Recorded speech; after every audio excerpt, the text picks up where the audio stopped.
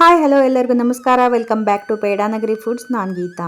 ಇವತ್ತಿನ ರೆಸಿಪಿ ರವೆ ಉಂಡೆ ಆರ್ ಲಡ್ಡು. ಇದನ್ನ ತುಂಬ ಸಿಂಪಲ್ಲಾಗಿ ಹಾಗೆ ಟೇಸ್ಟಿಯಾಗಿ ಹೇಗೆ ಮಾಡ್ಕೊಳ್ಳೋದು ಅಂತ ನೋಡೋಣ. ಅದಕ್ಕೂ ಮುಂಚೆ ಹೊಸದಾಗಿ ಯಾರಾದರೂ ನನ್ನ ಚಾನಲ್ನ ನೋಡ್ತಾ ಇದ್ದೀರಿ ಅಂದರೆ ಈಗಲೇ ಸಬ್ಸ್ಕ್ರೈಬ್ ಮಾಡ್ಕೊಳ್ಳಿ. ಹಾಗೆ ಪಕ್ಕದಲ್ಲಿರುವ ಬೆಲ್ ಬಟನ್ ಕೂಡ ಪ್ರೆಸ್ ಮಾಡಿ ಹೊಸದಾಗಿ ಬರೋ ವಿಡಿಯೋ ನೋಟಿಫಿಕೇಷನ್ಗೋಸ್ಕರ. ಹಾಗೆ ವಿಡಿಯೋ ಇಷ್ಟವಾಗಿದ್ದರೆ ಪ್ಲೀಸ್ ಒಂದು ಲೈಕ್ ಮಾಡಿ, ನಿಮ್ಮ ಫ್ರೆಂಡ್ಸ್ ಆ್ಯಂಡ್ ಫ್ಯಾಮ್ಲಿಗೆ ವಿಡಿಯೋನ ಶೇರ್ ಮಾಡಿ. ಸೊ ಬನ್ನಿ, ಹಾಗಿದ್ರೆ ಇವತ್ತಿನ ರೆಸಿಪಿ ರವೆ ಉಂಡೆನ ಪರ್ಫೆಕ್ಟಾಗಿ ಹೇಗೆ ಮಾಡ್ಕೊಳ್ಳೋದು ಅಂತ ನೋಡ್ಕೊಳ್ಳೋಣ. ಮೊದಲಿಗೆ ನಾನಿಲ್ಲಿ ಒಂದು ಮಿಕ್ಸಿ ಜಾರ್ಗೆ 1 ಕಪ್ಪು ಸಕ್ಕರೆನ ಹಾಕ್ಕೊಳ್ತಾ ಇದ್ದೀನಿ. ಸೊ ಇದು ಉಂಡೆ ಮಾಡ್ಕೊಳ್ಳಿಕ್ಕೆ ಮೊದಲಿಗೆ ಸಕ್ಕರೆನ ಪೌಡ್ರ್ ಮಾಡ್ಕೋಬೇಕಾಗತ್ತೆ. ಸೊ ಇದನ್ನು ಹಾಕೊಂಡ್ಬಿಟ್ಟು ಇದನ್ನು ಫೈನಾಗಿ ಪೌಡ್ರ್ ಮಾಡ್ಕೊಳ್ಳೋಣ. ಇಲ್ಲಿ ನೋಡ್ತಾ ಇದ್ದೀರಲ್ವ, ಈ ರೀತಿ ಫೈನಾಗಿ ಪೌಡ್ರ್ ಮಾಡಿ ಸೈಡ್ಗೆ ಎತ್ತಿಟ್ಕೊಳ್ಳಿ. ಇದು ಫಸ್ಟ್ ಸ್ಟೆಪ್ಪು.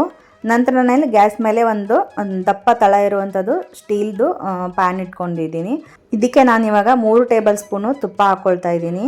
ಸೊ ಇಲ್ಲಿ ನೋಡ್ತಾ ಇರ್ಬೋದು ನೀವು, ತುಪ್ಪ ತುಂಬ ಕಡಿಮೆ ತುಪ್ಪದಲ್ಲಿ ಒಂದು ಒಳ್ಳೆ ರವೆ ಉಂಡೆನ ಮಾಡ್ಕೋಬೋದು. ಸೊ ವಿಡಿಯೋನ ಸ್ಕಿಪ್ ಮಾಡದೆ ಕೊನೆವರೆಗೂ ನೋಡಿ.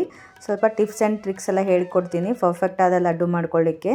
ಹಾಗೆ ಇಲ್ಲಿ ತುಪ್ಪ ಎಲ್ಲ ಬಿಸಿಯಾಗಿದೆ. ನಾನಿಲ್ಲಿ ಕಟ್ ಮಾಡಿರ್ತಕ್ಕಂಥ ಬಾದಾಮು ಮತ್ತು ಗೋಡಂಬಿ ಹಾಗೆ ಒಣ ದ್ರಾಕ್ಷಿಯನ್ನು ಹಾಕ್ಕೊಂಡಿದ್ದೀನಿ.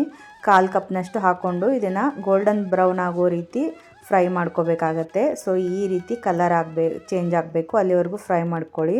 ಹಾಗೆ ನೀವು ಇದಕ್ಕೆ ನಿಮಗೆ ಇಷ್ಟವಾದ ಡ್ರೈ ಫ್ರೂಟ್ಸ್ ಬೇಕಿದ್ದರೆ ಇನ್ನೂ ಹಾಕೋಬೋದು. ಡ್ರೈ ಫ್ರೂಟ್ಸ್ ನಿಮಗೆ ಇಷ್ಟೇ ಹಾಕೋಬೇಕಂತೇನಿಲ್ಲ, ನಿಮ್ಗೆ ಎಷ್ಟು ಬೇಕಿದ್ರೂ ಹಾಕೋಬೋದು. ಸೊ ಇದು ಈ ಥರ ಗೋಲ್ಡನ್ ಬ್ರೌನ್ ಆದ ತಕ್ಷಣ ಪ್ಲೇಟ್ಗೆ ತೆಕ್ಕೊಂಡು ಇಟ್ಕೊಂಡ್ಬಿಡೋಣ. ವಿಡಿಯೋನ ಸ್ಕಿಪ್ ಮಾಡದೆ ಕೊನೆವರೆಗೂ ನೋಡಿ, ಇಂಪಾರ್ಟೆಂಟ್ ಟಿಪ್ಸ್ ಎಲ್ಲ ಹೇಳ್ತಿರ್ತೀನಿ. ಸೊ ಪ್ಯಾನಲ್ಲಿರುವಂಥ ತುಪ್ಪಕ್ಕೆ ನಾನಿಲ್ಲಿ 1.5 ಕಪ್ನಷ್ಟು ಬಾಂಬೆ ರವೆ ತೊಗೊಂಡಿದ್ದೀನಿ. ಅಂದರೆ ಉಪ್ಪಿಟ್ಟು ಮಾಡ್ತೀವಲ್ವ, ಮೀಡಿಯಮ್ ರವೆ, ಅದನ್ನು ತೊಗೊಂಡು ಇದನ್ನು ಪ್ಯಾನ್ನಲ್ಲಿನೇ ತುಪ್ಪ ಆಲ್ರೆಡಿ ಇದೆ, ನಾನು ಅದೇ ತುಪ್ಪಕ್ಕೆ ಇದನ್ನು ರವೆನ ಹಾಕೊಂಡ್ಬಿಟ್ಟು ಇದನ್ನು ತುಪ್ಪದಲ್ಲಿ ಚೆನ್ನಾಗಿ ಘಮ ಬರೋ ರೀತಿ ಹುರ್ಕೋಬೇಕಾಗತ್ತೆ. ಸೊ ಇದು ಮೇನ್ ಸ್ಟೆಪ್ಪು. ಉಂಡೆ ಚೆನ್ನಾಗಿ ಬರಬೇಕಂದ್ರೆ ಇದನ್ನು ಸ್ಟೆಪ್ಪನ್ನು ಖಂಡಿತವಾಗಿ ನೀವು ಫಾಲೋ ಮಾಡಬೇಕು. ಹಾಗೆ ಇದನ್ನ ಮೀಡಿಯಮ್ ಟು ಲೋ ಫ್ಲೇಮಲ್ಲೇ ಇಟ್ಕೊಂಡು ಇದನ್ನು ರವೆ ಅರಳೋವರೆಗೂ ಒಂದು 3-4 ನಿಮಿಷ ಪೇಷನ್ಸಿಂದ ಹುರ್ಕೋಬೇಕಾಗತ್ತೆ. ಸೊ ಒಂದು 3-4 ನಿಮಿಷ ಆದಮೇಲೆ ರವೆ ಎಲ್ಲ ಸ್ವಲ್ಪ ಅರಳ್ಕೊಂಡಿರುತ್ತೆ.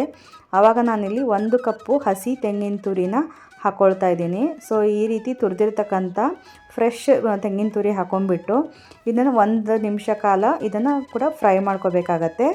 ನೆನಪಿರಲಿ, ಮಧ್ಯಮ ಉರಿಯಲ್ಲೇ ಇಟ್ಕೊಂಡು ಫ್ರೈ ಮಾಡ್ಕೋಬೇಕು. ಅಂದರೆ ರವೆ ಉಂಡೆ ತುಂಬ ಚೆನ್ನಾಗಿ ಬರುತ್ತೆ, ಹಾಗೆ ತುಂಬ ದಿನ ನೀವು ಸ್ಟೋರ್ ಮಾಡ್ಕೋಬೋದು. ಸೊ ಇದು ಮೇನ್ ಸ್ಟೆಪ್ಪು, ರವೆನ ಮತ್ತು ಕೊಬ್ಬರಿನ ಹುರ್ಕೊಳ್ಳೋದು. ಇಲ್ಲಿ ನೋಡ್ತಾ ಇದ್ರಲ್ಲ, ರವೆ ಎಲ್ಲ ಚೆನ್ನಾಗಿ ಅರಳ್ಕೊಂಡಿದೆ, ಆಮೇಲೆ ಕೊಬ್ಬರಿ ಕೂಡ ಅದರಲ್ಲಿ ಬೆರೆತು ಹೋಗಿದೆ, ಚೆನ್ನಾಗಿ ಫ್ರೈ ಆಗಿದೆ. ಈ ರೀತಿಯಾಗಿ ಹುರ್ಕೊಂಡ ನಂತರ ಇದನ್ನು ಒಂದು ತಟ್ಟೆಗೆ ಇಮಿಡಿಯೇಟಾಗಿ ಟ್ರಾನ್ಸ್ಫರ್ ಮಾಡ್ಕೊಳ್ಳಿ. ಬಿಕಾಸ್ ಅದು ಬಿಸಿ ಇರತ್ತಲ್ವ ಪಾತ್ರೆ, ಅದಕ್ಕೆ ಇನ್ನೂ ಮತ್ತೆ ಕಲರ್ ಚೇಂಜ್ ಆಗುತ್ತೆ. ರವೆ ಸ್ವಲ್ಪ ತಣ್ಣಗಾದ್ಮೇಲೆ, ಅಂದರೆ ಉಗುರು ಬೆಚ್ಚಗಿರಬೇಕು, ಆವಾಗ ನಾವೇನು ಪುಡಿ ಮಾಡಿಟ್ಟಿದ್ವಲ್ಲ ಆ ಸಕ್ಕರೆ ಪುಡಿ ಹಾಕ್ಕೊಂಡು ಇವಾಗ ನಾನು ಏಲಕ್ಕಿ ಪುಡಿ ಕೂಡ ಹಾಕ್ಕೊಂಡಿದ್ದೀನಿ ಸ್ವಲ್ಪ.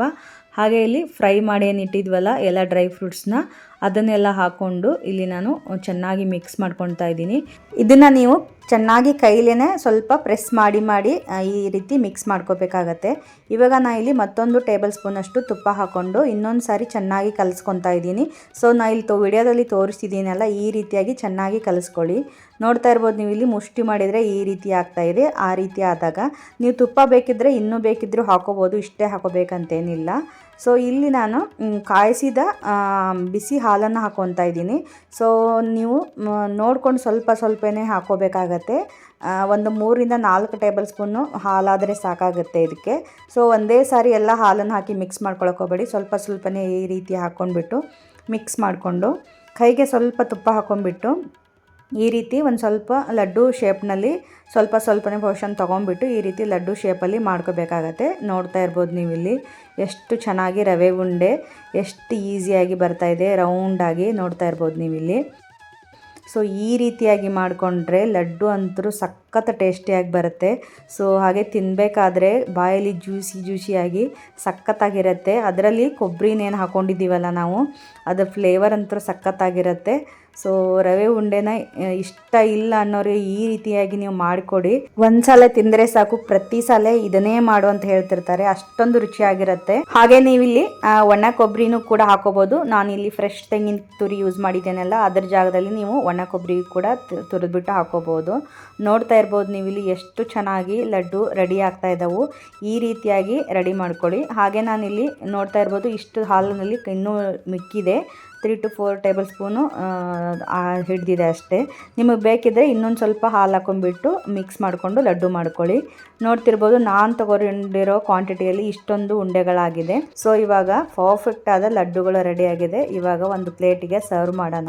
ನೀವು ಜಾಸ್ತಿ ಕ್ವಾಂಟಿಟಿಯಲ್ಲಿ ಲಡ್ಡುಗಳನ್ನ ಮಾಡ್ಕೋಬೇಕಂತಂದ್ರೆ ಇದನ್ನೇ ಡಬಲ್ ಅಥವಾ ತ್ರಿಬಲ್ ಮಾಡಿಕೊಂಡು ನಾನು ಏನು ಮೆಜರ್ಮೆಂಟ್ ಎಲ್ಲ ತೋರಿಸಿದ್ದೀನಲ್ಲ ಅದನ್ನೇ ನೀವು ಡಬಲ್ ಮಾಡಿಕೊಂಡು ಮಾಡ್ಕೊಳ್ಳಿ. ಅಂದರೆ ನೀವು ಕೂಡ ಪರ್ಫೆಕ್ಟ್ ಆದ ಲಡ್ಡುಗಳನ್ನ ಮಾಡ್ಕೋಬಹುದು. ಲಡ್ಡುಗಳನ್ನ ಮಾಡಾದ್ಮೇಲೆ ಒಂದು ಏರ್ಟೈಟ್ ಬಾಕ್ಸಲ್ಲಿ ಹಾಕಿಟ್ಕೊಳ್ಳಿ. 1 ವೀಕ್ವರೆಗೂ ನೀವು ಯೂಸ್ ಮಾಡ್ಕೋಬಹುದು. ನೋಡ್ತಿರ್ಬೋದು ನೀವು ಇಲ್ಲಿ ಲಡ್ಡುಗಳು ಎಷ್ಟು ಚೆನ್ನಾಗಿ ಬಂದಿವೆ ಅಂತ ಹೇಳ್ಬಿಟ್ಟು ರೌಂಡಾಗಿ.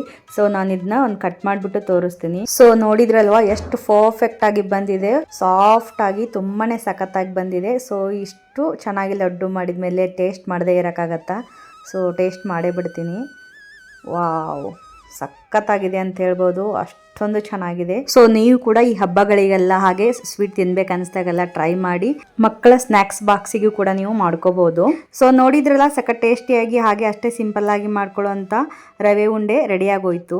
ತುಂಬ ಸಿಂಪಲ್ ಆಗಿ ಮಾಡ್ಕೊಳ್ಳೋವಂಥದ್ದು ತುಂಬಾ ರುಚಿಯಾಗಿರುತ್ತೆ.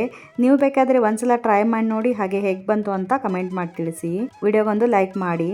ಮತ್ತೊಂದು ಇಂಟ್ರೆಸ್ಟಿಂಗ್ ರೆಸಿಪಿಯೊಂದಿಗೆ ಮತ್ತೆ ಬರ್ತೀನಿ. ಎಲ್ಲಿವರೆಗೂ take care, bye, thank you. Keep watching Peda Nagari foods.